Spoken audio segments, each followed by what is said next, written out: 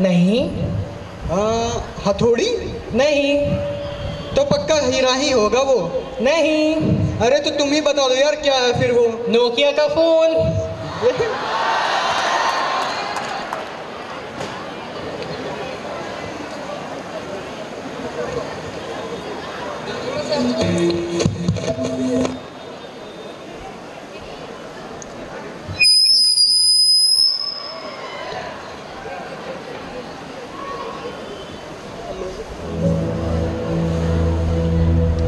स्वर्गदूत गब्रियल ईश्वर की ओर से गलीलिया के नाजरीत नामक नगर में एक कुंवारी के पास भेजा गया, जिसकी मंगनी दाऊद के घराने के यूसुफ नामक पुरुष से हुई थी, और उस कुंवारी का नाम था मरियम। स्वर्गदूत ने उस कुंवारी से कहा, प्रणाम प्रभु की कृपा पात्री, प्रभु आपके साथ है।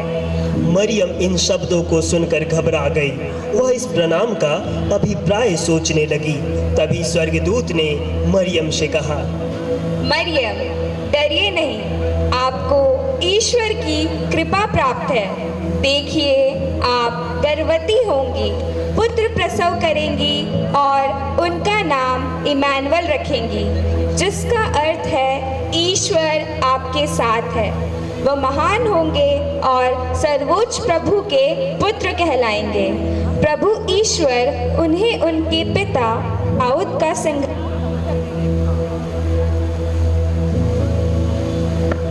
और वो याकूब के घराने पर सदा सर्वदा राज करेंगे, और उनके राज्य का अंत कभी।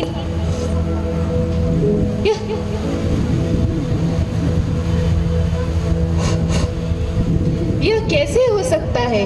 मेरा तो पुरुष से संसर्ग ही नहीं है।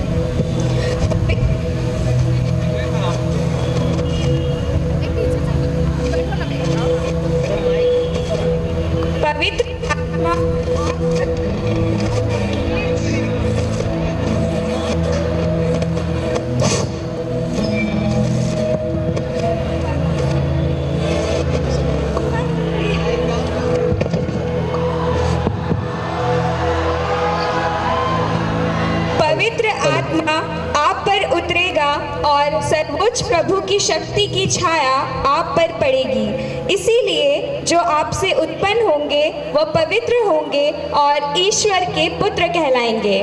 देखिए, बुढ़ापे में आपकी कुटुंबिनी एलिजाबेथ की भी यहाँ पुत्र होने वाला है। अब तक जो वो बांझ कहलाती थी, उसका 6वां महीना चल रहा है, क्योंकि ईश्वर के लिए कुछ भी असंभव नहीं है।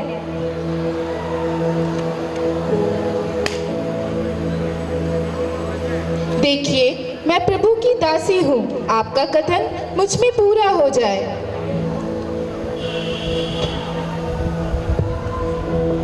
इतना कहकर वह स्वर्गदूत वहां से चला गया। इधर यूसुफ, जिनकी मंगनी कुंवारी मरियम से हुई थी, उन्हें कुंवारी मरियम के पवित्र आत्मा की शक्ति से गर्भ धारण करने की बात का पता चल चुका था। यूसुफ एक धर्मी व्यक्ति थे, अतः वे कुंवारी मरियम को चुपके से परित्याग करने की सोच रहे थे। तभी एक स्वर्गदूत उनके पास आता है और यूसुफ से कहता है, यूसुफ, दाऊद की संतान, अपनी पत्नी मरियम को अपने यहाँ लाने से नहीं डरे, क्योंकि उनके जो गर्भ में है वो पवित्र आत्मा से है। वो पुत्र प्रसव करेंगी और आप उनका नाम इमानुएल रखेंगे, क्योंकि वे अपने लोगों को उनके पापों से मुक्त करेंगे। इतना कहकर वह स्वर्गदूत वहाँ से चला गया। बाद में यूसुफ स्वर्गदूत की आज्ञा अनुसार अपनी पत्नी मरियम को अपने यहाँ ले आए।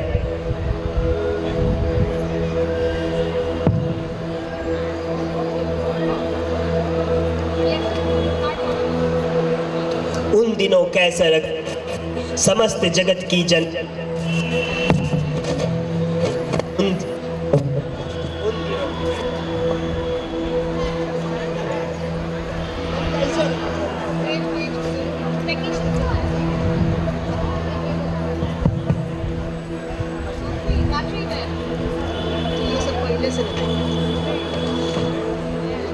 अरे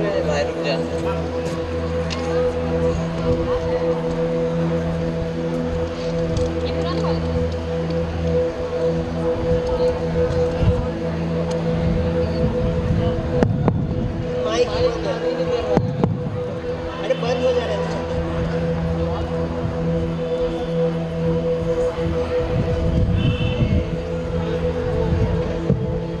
हेलो हेलो चेक हेलो। उन दिनों कैसर अगस्तस ने समस्त जगत की जनगणना के लिए राज आज्ञा निकाली थी। यह पहली जनगणना थी जब सभी लोग अपना नाम लिखवाने के लिए अपने अपने नगरों में लौटने लगे थे। यूसुफ और मरियम भी अपना नाम लिखवाने के लिए नाजरेत से बेतलहम गए।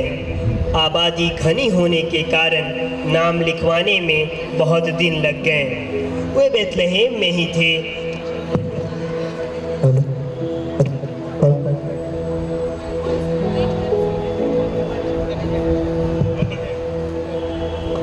वे बेतलहम में ही थे जब मरियम के गर्भ के दिन पूरे हो गए थे। यूसुफ और मरियम ठहरने के लिए आश्रय ढूंढने लगे। हेलो। हमें ठहरने के लिए यहाँ जगह मिल सकती है? नहीं, हमारे यहाँ अभी कोई जगह खाली नहीं है।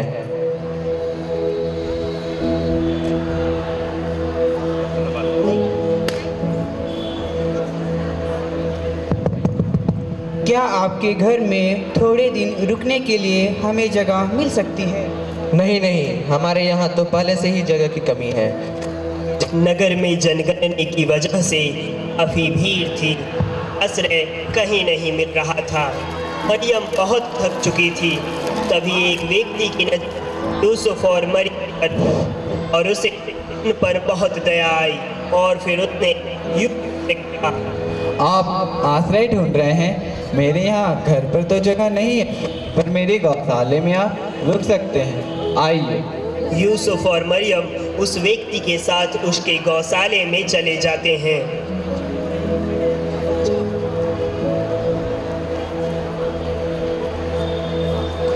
जहां यूसुफ ने भेड़ बकरियों के बीच में अपना आश्रय बना लिया।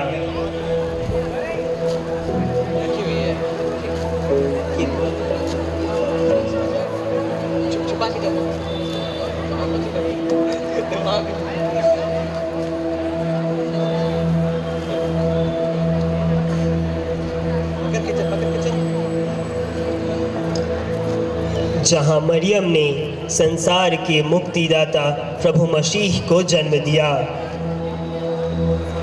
माता मरियम ने बालक यीशु को कपड़े में लपेटकर भेड़ बकरियों के बीच चरने में लिटा दिया। यह कोई साधारण बालक नहीं थे, बल्कि सर्वोच्च ईश्वर के पुत्र, संसार के उद्धारकर्ता यीशु मसीह थे, जिन्होंने कुंवारी मरियम की कोख से जन्म लिया था। स्वर्गदूत स्वर्ग से उतरकर बालक यीशु की स्तुति गान करने लगे।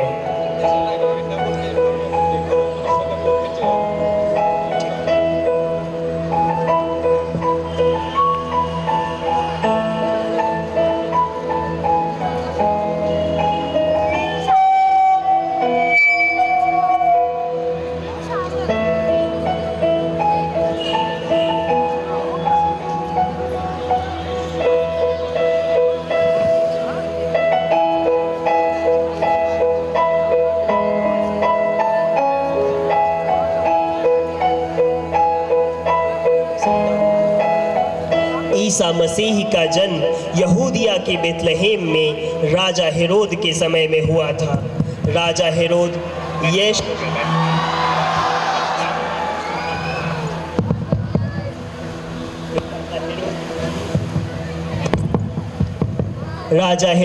यीशु की जन्म की खबर से बहुत परेशान व क्रोधित था। इसी बीच पूर्व से मंजूसियों की एक टोली बालक यीशु को खोजते हुए वहां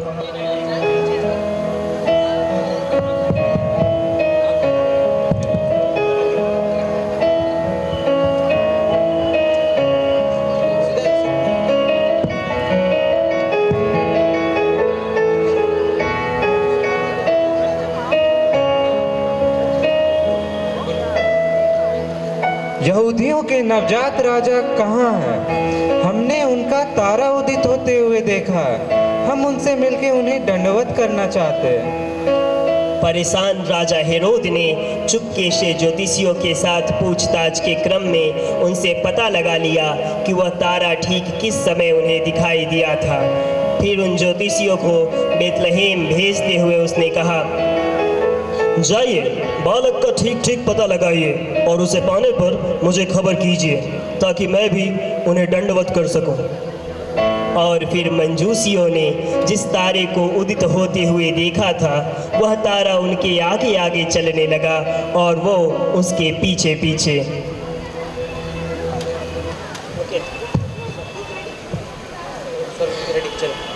दूसरी ओर चरवाहों का एक झुंड खेतों में अपने भेड़ों को पहरा दे रहा था। तभी अचानक एक स्वर्गदूत उनके सामने प्रकट हो जाता है। चरवाहे स्वर्गदूत को देखकर डर जाते हैं।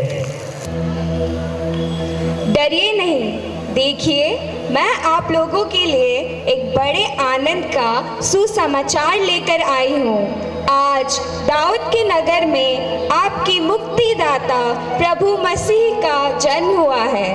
आप लोगों के पास आपके प्रभु को पहचानने के लिए यह जानकारी होगी कि आप एक बालक को कपड़े में लपेटा और चरनी में लिटाया हुआ पाएंगे। जाइए, अपने प्रभु के दर्शन कराइए।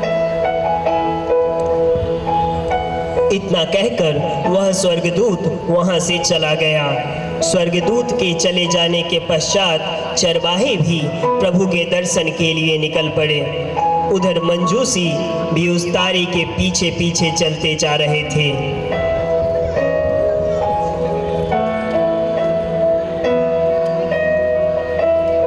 वह तारा बेतलहेम के गौशाले के ऊपर जाकर रुक गया जहां संसार के मुक्तिदाता ईसा मसीह का जन्म हुआ था।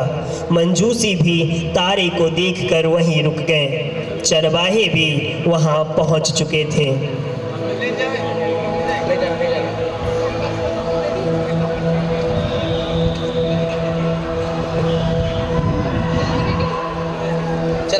फिर उन सब ने मिलकर बालक यीशु के दर्शन किए। मंजूसियों ने बालक यीशु को सोना, लोबान और गंधरस भेंट चढ़ाया और झुककर उन्हें दंडवत किया।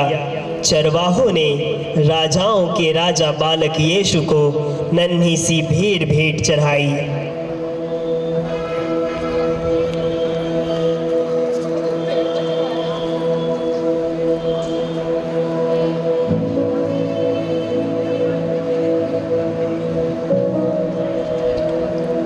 मंजूसियों और चरवाहों के साथ यीशु जन्म से संबंधित घटनाओं को सुनकर सभी चकित थे।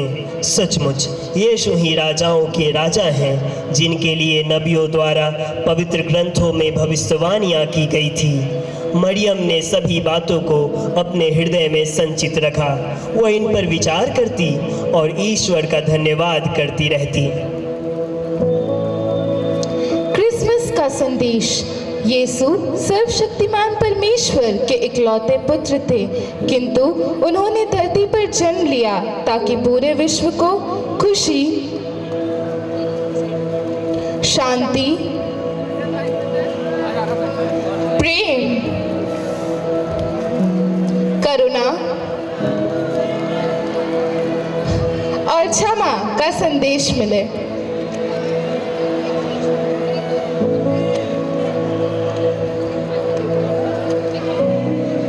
24 दिसंबर वही पवित्र रात थी जिस दिन ईश्वर का पुत्र मानव रूप धारण कर इस धरती पर आया और उसने पूरी दुनिया में शांति और प्रेम का संदेश फैलाया।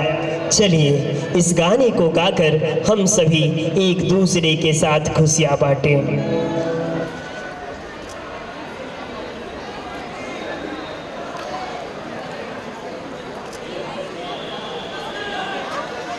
सर